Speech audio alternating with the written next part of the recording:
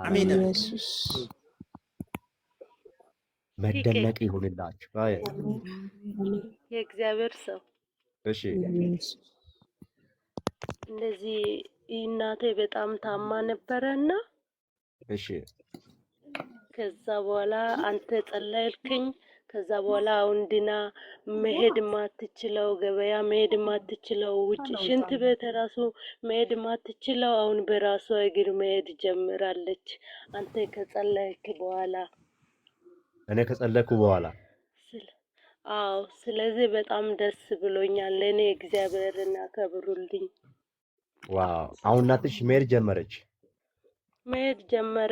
ውጭ ራሱ ሽንት ቤት ለመሄድ ሰው ይዞ ነበር የምትሄደው። ግን አሁን እግዚአብሔር የተመሰገነ ይሁን በእግር የትም ከዚህ የትም መሄድ ጀምራለች። በቃ በእግሯ ነው የምትመጣው፣ በእግሯ ነው የምትሄደው። በቃ ሰው አይዛትም። በናዝሬቱ በጌታ በኢየሱስ አሁንም እናትሽ ባለችበት ከባድ ፈውስ እንዲሆን ጸልያለሁ።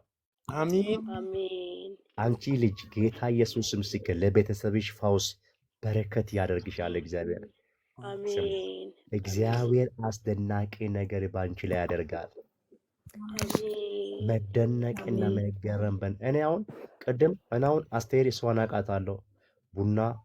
ቡና በጣም የሚገርም ቡና የምታፈላ በጣም ድንቅ ቡና ነውና በጣም የሚገርም ታዋቂ ቡና ቤት ነው። ነገር ግን በጣም ታገብረኛ